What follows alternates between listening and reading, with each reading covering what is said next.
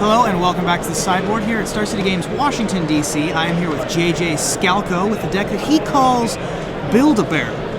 It's a rug master Biomancer deck. So tell me a little bit about how the deck functions. Okay, so you run Arbor Elves and Farseeks in hope to get some ramp in the early game, because you're going to be playing Master Biomancer, which is the theme of the deck. And we went with the name Build-A-Bear because he quite frequently has 2 power, which is, in Magic terms, a bear, and he builds your other creatures. So it's kind of a play on words inversely. And, I just happen to like that name because I didn't want to call it Rug Master Biomancer. But so you ramp in the early games to get an early Master Biomancer because it's pretty much unbeatable if you slam a Hunt Master and make 2 4/4s. Sure. It's pretty unbeatable. Nice. So, all right. So the main interaction is Master Biomancer with all of your other everything else creatures in the deck, particularly like Garrett Relentless and Hunt Master of the Fells, to be able to put multiple bodies into play. You got it. One interesting card that I saw on your deck here is Signal the Clans. Yeah. So tell me how Signal the Clans has been today. So a while back in Magic, they printed a card called Aladdin's Call. It was for green and white. It was an instant tutor a creature and add it to your hand.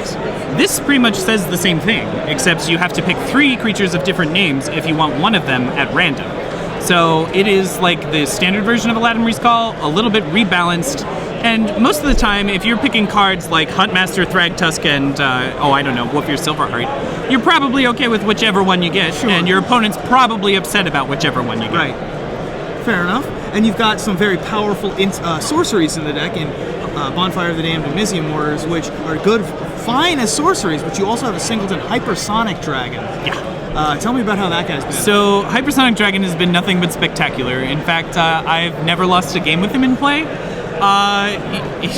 He's just been absolutely stellar. The original deck was playing a little bit heavier on spells, which didn't really jive so well with Domri, so we just cut it down to the most essential sorceries, and then we thought about creatures that, could increase the game, like the clock. Yeah. I'm sorry.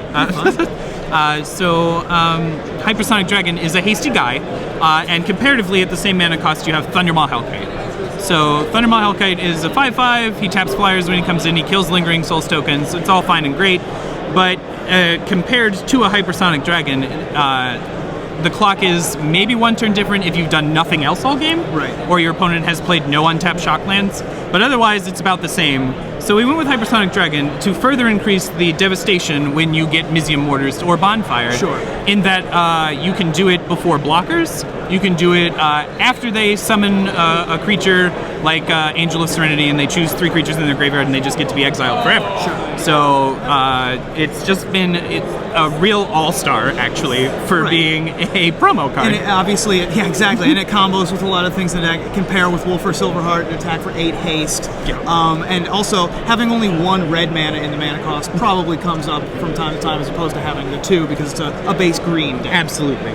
Moving over to the sideboard, we have some more interesting cards here. Rapid Hybridization. Yeah! Tell me about that card. Pognify is a really good spell, especially in a format full of Boros Reckoners.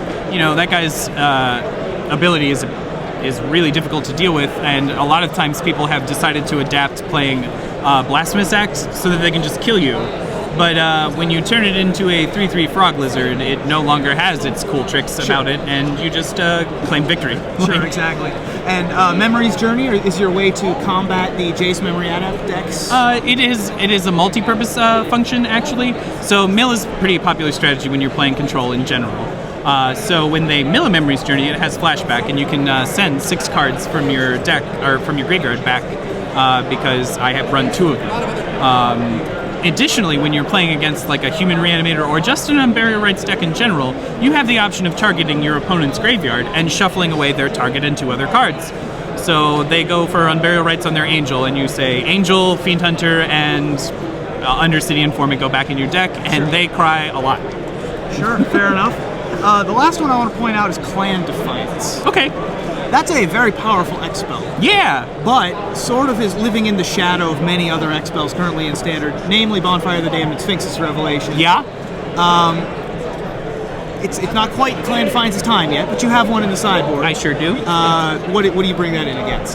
So generally, a lot of people playing Naya or Jund midrange are quite a fan of playing Vampire Nighthawk, Restoration Angel, and of course both of those decks are still playing Thragtusk. So I opt to bring in Clan Defiance so that you can 3-for-1 them in shooting their face. And I would like to go back to Hypersonic Dragon, because earlier today my opponent had such a board that he played Olivia and had a beast from a Thragtusk that just died. I Clan Defianced him for 5 while he was at 9 life. So the Hypersonic Dragon won me that game. Very good. With another card, as you had pointed out. Excellent. Well, this looks like a ton of fun to play. Absolutely. You draw a ton of cards off of Prime Speaker Zagana. You make giant animals with Master Biomancer. What's not to like? Yeah, I mean, I made a Domri emblem today, and when you are throwing around 4/4 Huntmasters and Wolves and 7/7 Prime Speaker Zaganas with double strike and trample, your opponent does really just give up. Excellent. Well, this looks like a ton of fun to play, and JJ, thank you so much. Thank you.